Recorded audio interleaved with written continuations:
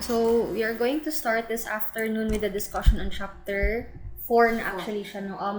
In UNOR, we follow the IMRAD format, which is introduction ang chapter 1, methodology, introduction at yun na ang review-related literature, and then methodology ang chapter 2, then chapter 3 would be results and discussion. Okay, so tag 3 chapters lang, no? So, ang methodology, nasa chapter 2, pero dire, nakalahi siya kay ang chapters 1. Chapters 1 na mo is from introduction down to methodology. So, medyo kapoy kayo, no, kay na sa methodology, pero feeling mo chapter 1 na Japon ka, wala ka kairog, diba? So, that's one of the formats of UNOR, but do not be confused. So, in here, this is just a sample. So, in my paper, I utilized chapter 2 for results and discussion, since that is the IMRAD format of UNO. But in CSR, we are applying the usual na format, which is chapter 4 na siya. Separate si chapter 1, introduction, and then chapter 2, RRL, chapter 3, methodology. Then we are now at chapter 4, results and discussion. Si chapter 5, dira na ang summary of findings. So, summary sa tanan, no? And then, conclusion, no?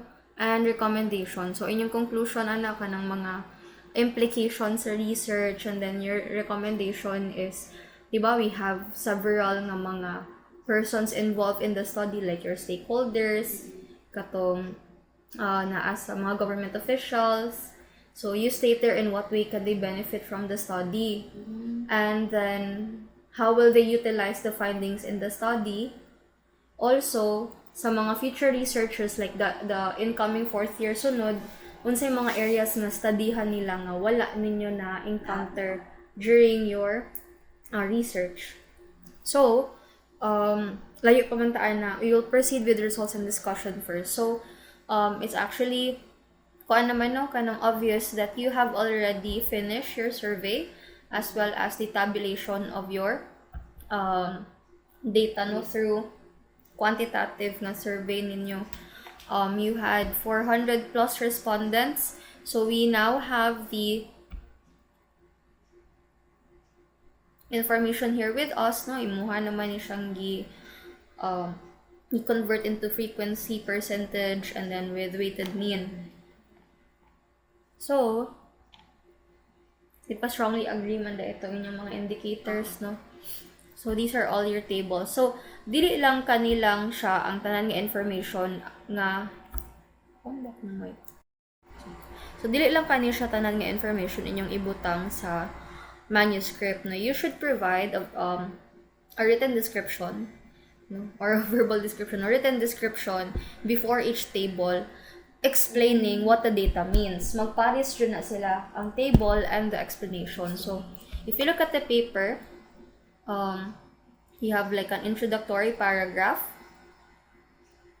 So, diba, I have several sub-variables, no?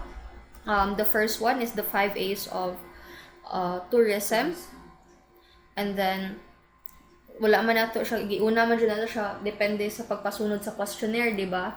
O sa inyong statement of the problem.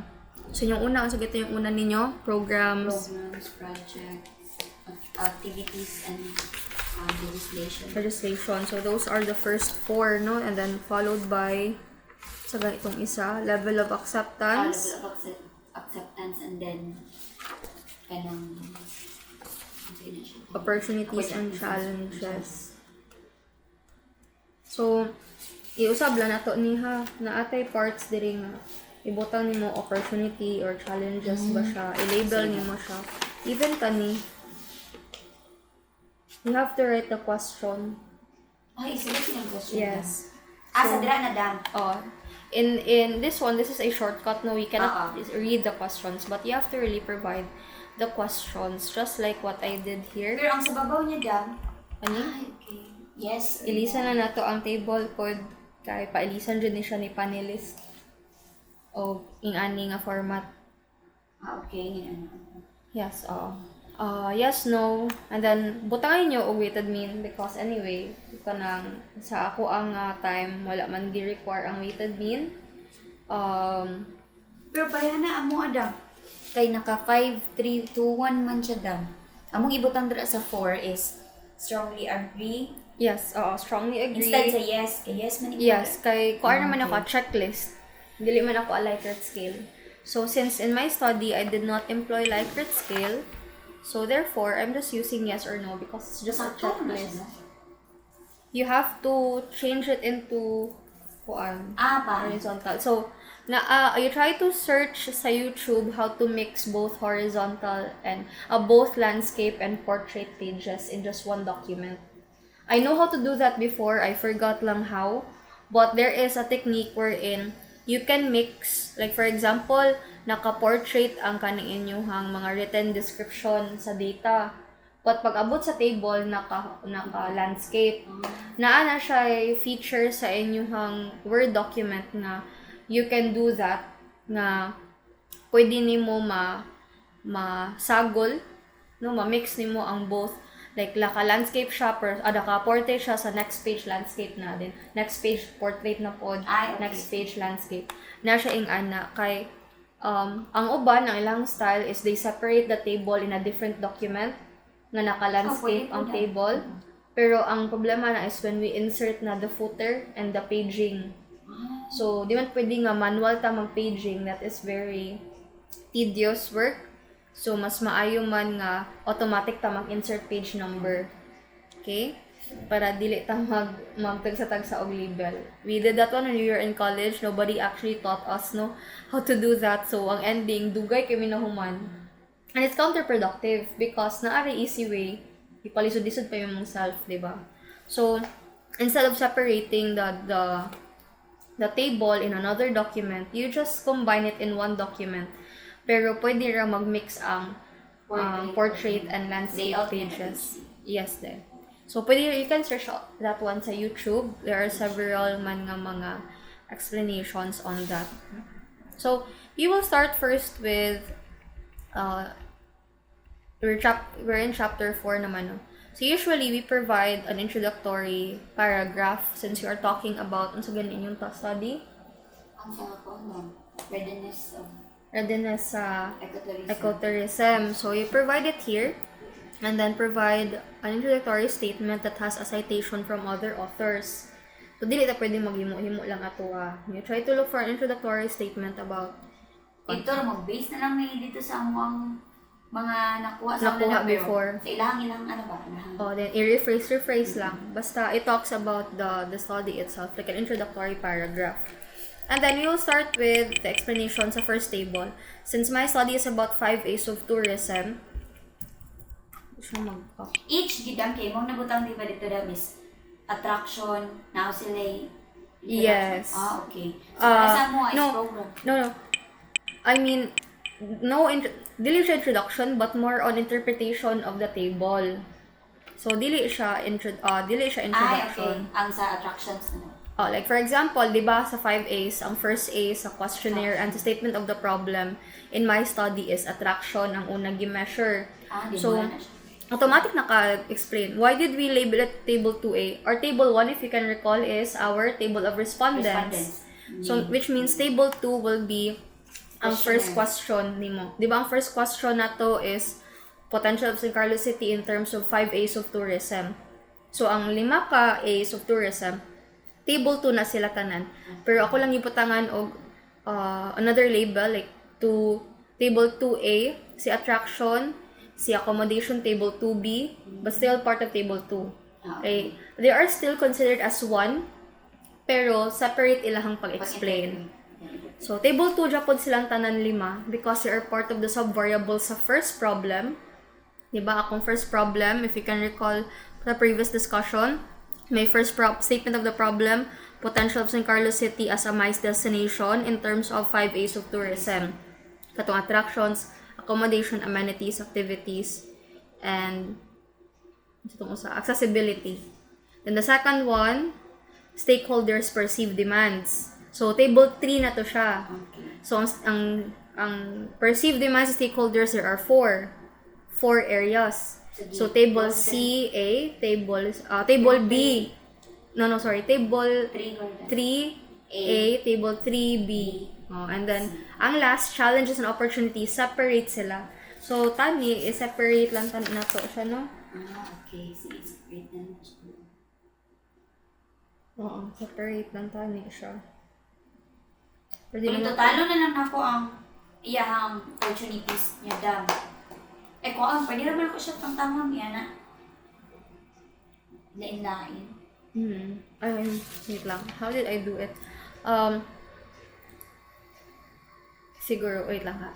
So, sa table 4, sakto ang table 4 will be attractions, opportunities, for example. And then table 5 will be challenges. Let us try to uncover how I did it last time. Kasi supposedly this should be separated. I don't know, ganun sa level of acceptance. Ang saan yung level of acceptance? Wala may areas na nang i-consider? Wala naman in general ra? Oo, in general. Okay. So, ika-isa lang dyan. So, naka-strongly agree, chuchuchu. Okay. So, you have some variables lang sa kaning A. So, sa mua, ang table 2 is ang 5A's. So, we will start with table 2A. So, we will look at the table first so that we can understand the discussion. So, sa table 2, we can rearrange the questions, ha? Dili ni siya mao ang arrangement. This is not the original arrangement of my questions in the questionnaire, but I rearranged the questions according to the highest number of frequency sa yes and lowest. So, dili ko sa yes mag-base. So, supposedly, for example, this question number 1 is supposedly question number 5, but since this question got the most number of yes, so ginpasaka ko siya, naa siya sa first part. So, you arrange your questions. For example, your first sub-variable is programs, diba? So, you arrange it according to the most number of frequency. Strongly From highest to lowest. According to strongly agree. Okay? And then, it's easier enough for you to compare the data. So, without looking at the discussion sa babaw, if I were to explain this, you can say, in table 2A, attractions, majority of the respondents out of 404 agreed that the city has several attractions in terms of man-made or cultural attractions, natural attractions, eco-zone and friendly attractions. But overall, not overall, but ang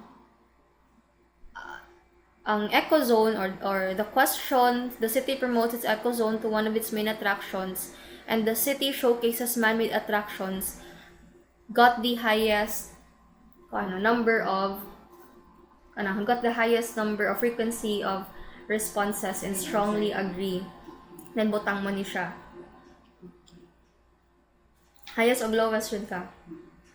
While the lowest is the city is thriving with natural attractions such as beaches, falls, mountains, peaks, and lake, with only 319 who answered strongly agree or answered yes. So, kami na mubutang kumida. Yes. Mutangan lang naman. So, you will just write lang kay. In my case, mong gipatangtang man siya. So, I remember sa previous na oral defense, gin-require siya sa panelist sa time nila ni Christensen nga batch. So, you will say here, di ba, i-arrange mo siya from highest to lowest. And you will say, the highest responses are kanisha na eco zone and married attractions, which both got the frequency of 4.0 or 99.5%. While the lowest responses for strongly agree is the questions the city is thriving.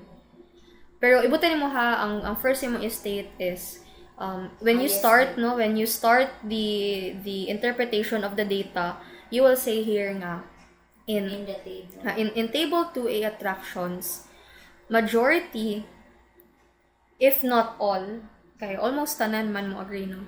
Majority, if not all, strongly agrees that San Carlos City has several attractions in ecozone, man-made attractions, attractions with friendly staff, cultural and historical attractions, and natural attractions. Furthermore, the questions the city promotes its ecozone the city showcases man-made attractions got the highest frequency of responses, which equivalent to 402 ngayon naka open and close parentheses 99.5%, while the question the city is thriving with natural attractions such as beaches, falls, mountains, and peaks got the lowest frequency, which is 319, equivalent to 79.0%. More na pag-explain. Very short lang. One paragraph. Pero, what makes it lengthier is that we have to revisit the literature. Meaning, you have to also look for literature, at least 3 or 5 literature kada sub-variable supporting that attractions are really vital for MICE destinations.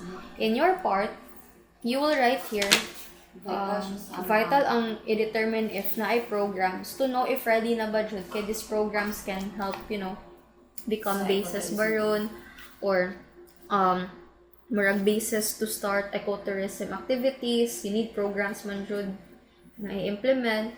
Pwede ta mo go sa tong RRL and mo balik dito and mo ibutang dire. Pero much better if dili ta mo recycle, pwede po ta mo dumagita bago. Okay? You can let your other classmates do that while you make the koan. Actually, it's easier man. One paragraph raman jud ang interpretation kada table. And in your part, dili po ka siya yung anak kadaghan. No, gin-combine man lang ang level of acceptance. Bali, dira rin magkakuan sa 5. Okay. Adi sa Tulor, ako 4 dyan So, di ba, you look at this part, ginana rin siya, kanang naa siya yung mga stated that appeal of the site is frequently. naa siya yung mga supporting literature.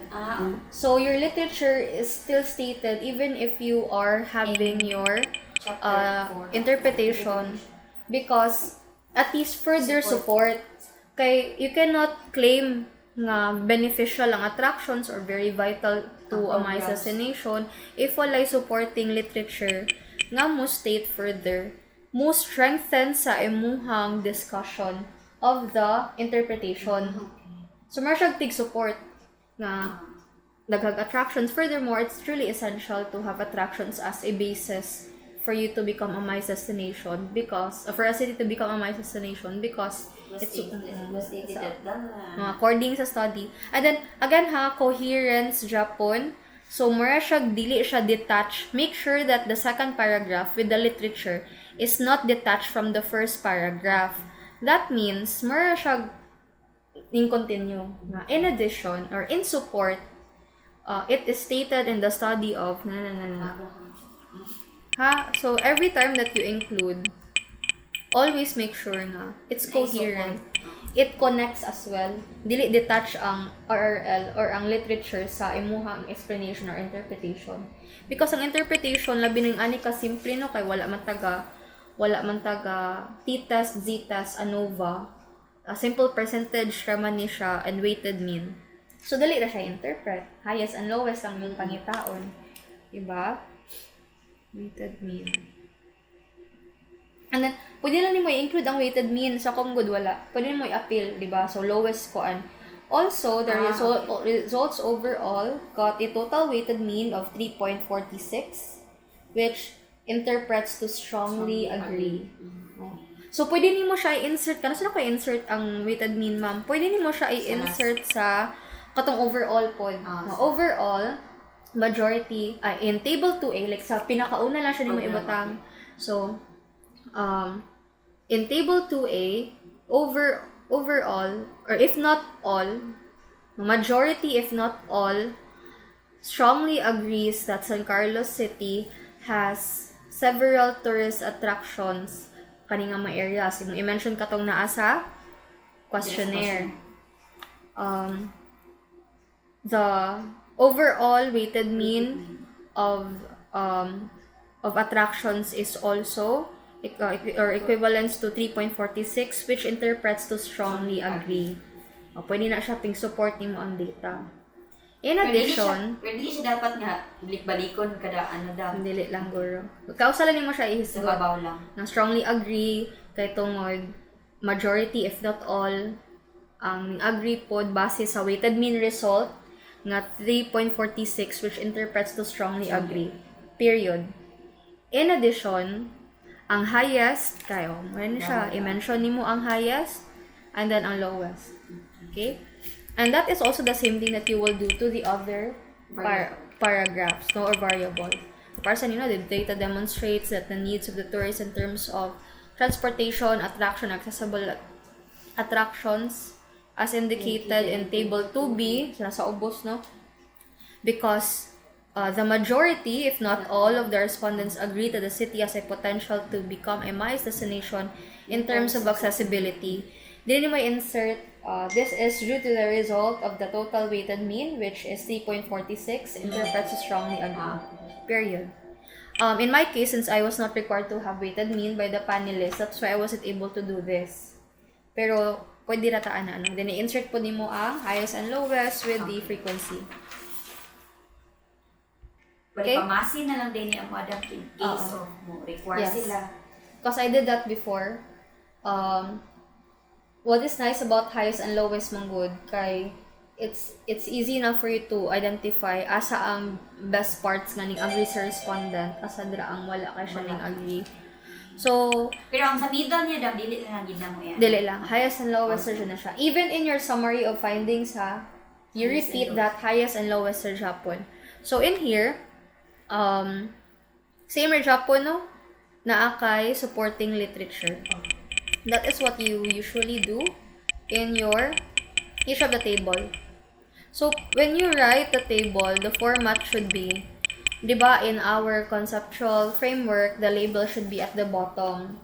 Pero kung table siya na sa babaw, you have to also take note of the numbering. Since table 2 man ni siya, table 2 raning upat ka buo.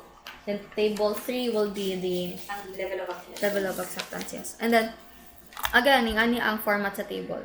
Sige na. Nasend na man sa Google Classroom daw. Yes, I will upload this one to Google Classroom since we are now starting naman with with chapter 4. Okay. No need for me to repeat kay same process raman siya tanan. We will go with the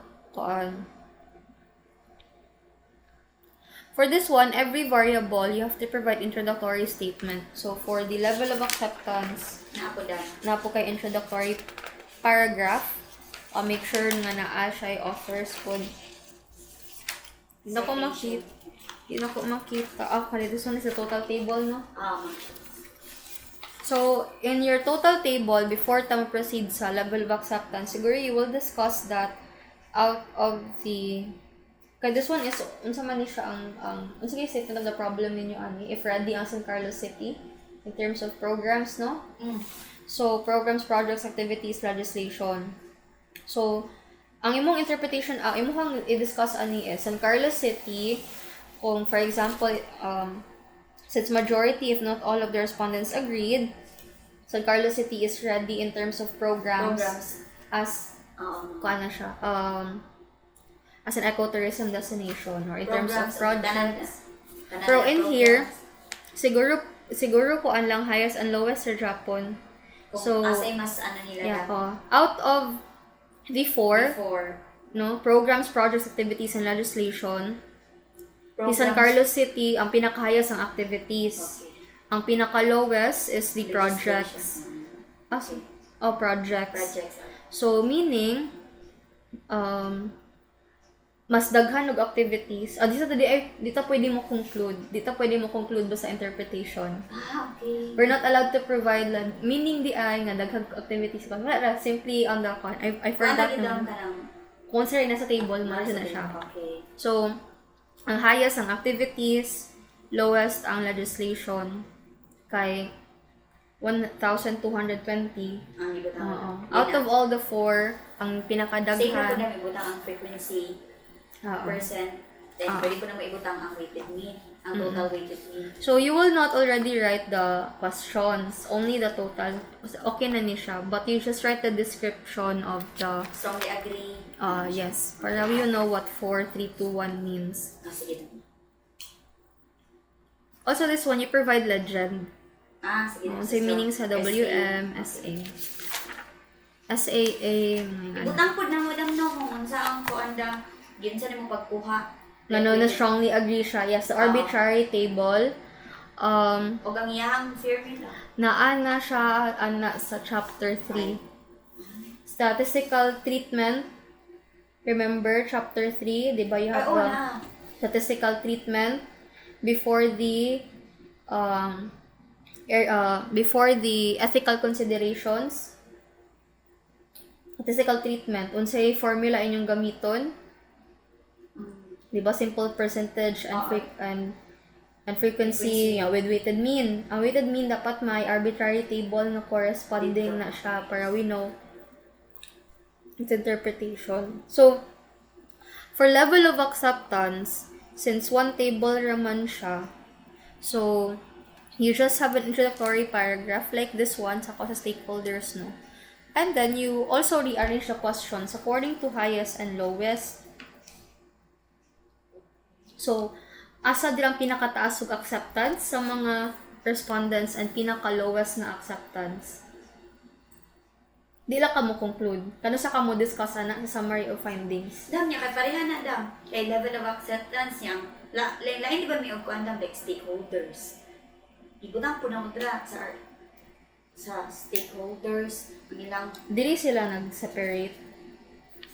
kaya ang dito sa attraction dam naamang po ikuan dam kanang di mo gud mo matingog natingog na mo ang barangay. So mag-base ni sa out of sa barangay kuan nilang gi-answer. Ay, okay. So, lahi inyong respondents. may lain ang respondents daw. Kaya may stakeholders. Wala man siya naka-state sa inyong statement of the problem nga maka-apekto manggod siya sa inyong study. Supposedly, i-appeal po na to na ang demographic sa inyong respondents. Since dili man siya maka-affect, mausab na po na tanan kay ma-appeal mo. Kay dili mo mausab og survey pero inyong statement of the problem nakabutang po dira. Na dito nga according to stakeholders. Okay. So itigog na lang gid. So may pressure para sa mua nga gitingog ra siya. Kay kung naka-separate siya, i-separate niyo to siya table kung unsa ang level of acceptance sa mga stakeholders, lahi ang interpretation. Naka-separate siya sa inyo ha. Kuan man madam ang sa katurang ikuan i-check nimo kung asa ka dito stakeholder ka. Ana-ana ra. Pero ayun lang responses pag compute wala ninyo gitingog ra ninyo pag add. Napo ko'y dili tingog na napo ko'y tingog. Okay. Giuna na ko ang dili tingog nga barangay ra gid siya kana. Then dason stakeholders. Sa stakeholders din lain na pud sa ana. I-prepare yan na lang to siya. I-andam lang siya kay if okay man nila itingog tanan, then we will continue with this. Pero kung i-separate yun siya, kay basta nita na siya ipa-separate ba kay kung man na at least ang kanina mo kung i-separate, ma-compare na to ang acceptance kada kada stakeholders like ang stakeholders taas ba sila acceptance sa ecotourism compared to legislators? Taas ba sila og acceptance ang mga barangay kaysa sa mga nasa LGU? Ma-compare to na pero maano na putaan na mag hypothesis testing ba taan na? Magkuan na taan na kaya na may correlation ba or kung mag-comparative ta. Na po na another formula na po. Pero i-prepare lang na ako to. I-prepare lang siya just in case. So, anyway, we're still testing the waters pa man po. Let us consult Sir Abiliar po about this kay we do not know the discussion of the panel as well. They prefer. Ay, siya ma. Kuan na daw. Kanang ipakuan na dyan ang percent. Okay. So, for level of acceptance, siguro we will just explain tong highest and lowest acceptance. So, out of the 11 questions that you have, asa dira ang pinakataas og acceptance kaning si 276, I think. No, so you have to indicate because in here you did not indicate manggod. Okay. Because in here, you did not indicate. Oh, wala. Naka-state ang question. So, you have to state the question here. There should be a question here. So, you will know asa dira ang pinakataas na acceptance sa mga respondents when it comes to the different areas in ecotourism concerning San Carlos City. Unya, ang pag-plaster ani kay di ko mo ko kakita sa questions good. Ang pag Sino mo, send lang na ko ni ang pag-plaster ani is ano ko pagbalay ha. Marag in the in table 3 in table in table 3 ra kay di naman siya fine. In table 3, according to the level of acceptance of stakeholders in terms of San Carlos City as an ecotourism, sakto? Ecotourism destination, the highest level of acceptance is, or the highest question nga daghan og responses, no? Frequency of responses, mara, state ani mo. And then, while kani siya, blah blah blah nga question, have the lowest frequency of responses, which is equivalent to 1.83, dayon open and close parenthesis, pila na siya ka percent. Okay? And then, wala kay sense kayo kani nga i overall.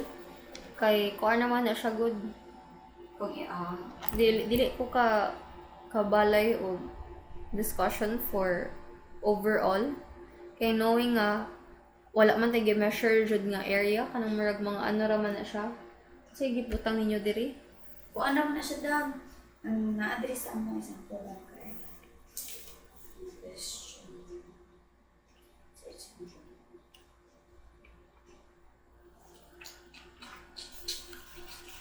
Oo, kasi supposedly, di ito siya ma-compare, mas maayo, it's easier to compare if you separate actually the data. Kung according to barangay officials. If you separate this, at least you can compare nga, mas taas ang level of acceptance. Kaya if we have the overall weighted mean for barangay nga responses, for legislators, for LGU, we can compare nga between them. Ay, ano rin na mo diri daw? The level of acceptance of San Carlos City Negros Occidental as an ecotourism destination. Oo. Wala na mo siya ano di ay. So, gintingob niyo Oo, lang. gitingog. Kaya ang dari sa part 1 is the level of readiness of San Carlos City Negros Occidental as an ecotourism destination in terms of attraction. Kung level of acceptance, if tingob na to, how can we know if asa diri nga areas ang mas taas og acceptance? Kaya ang example rin ng mga question down, number 1, community awareness of conservation. Okay, ayun na lang. We separate according to our respondents. We have a separated table for this na na-compute na nimo. Ano na lang? Na-compute, i-type na lang. Ay, sa dam Do you have a separate table for this nga per respondent? nga per barangay. Oo. Na Adam. And then nakaing-ani na siya. Wala pa po dam. Nag-type, ako rin nakaana ra siya dam, tapos na ay mga kanang total niya dam, pero wala na ko siya Compute. kana ra, diretso na ko computer na. Di ba according to, according to barangays, stakeholders, we separate the table so that we can compare. So, ibutan nyo dira according sa mga, in terms of sa barangay, taas kay sila og acceptance ani nga area out of the 11 question.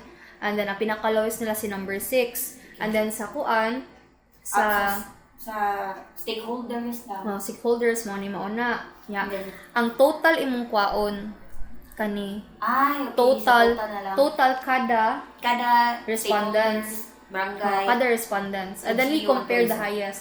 Out of all the five tourism key players, ang highest acceptance sa ecotourism is ang stakeholders. While the lowest acceptance is ang legislators. Oh, amo na siya. At least dali ra ma-discuss. Bitaw So, daw nag-gets kay mo? Oo, nalibog. It's difficult to make mga good if tingog. Di mo ma-compare ang data.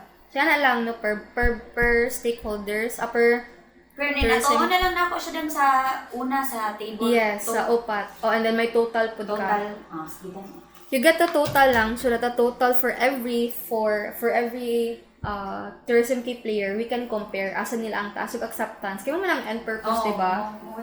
If they accept the ecotourism and asa nila ang pinakataas ug acceptance, asa ang lowest. Kay if we know ang legislators ang lowest ug acceptance ecotourism, at least ang LGU can do something about it to encourage them Na para mo, ano yun? no, to Ma-accept na nila. accept or let's say to understand further ecotourism, yung importance, no, and why is it good to implement it.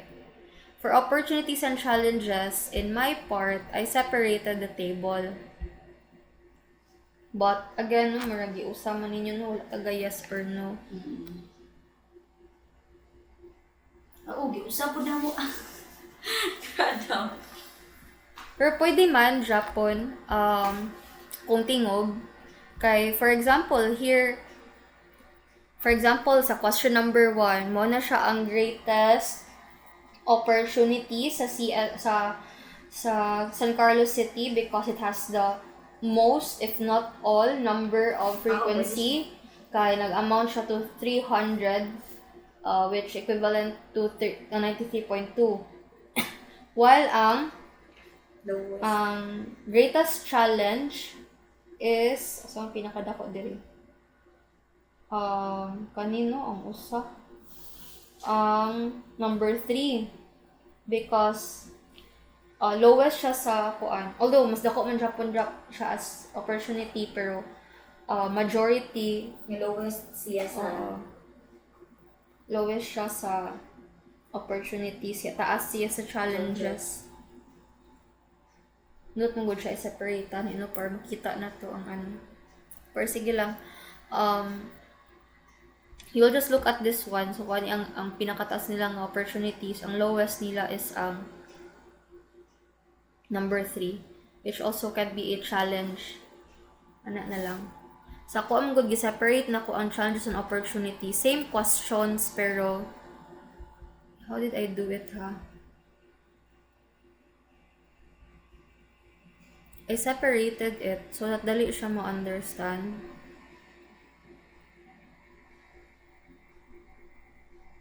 Okay. So, isa lang gali, walay comparison. Separate lang ni Day. Kanira imong kaon. Ang sadam. Ang... For example, this is opportunities. Kanilang, kani challenges, separate mo sila. Ito nga ara. Okay. No need na to.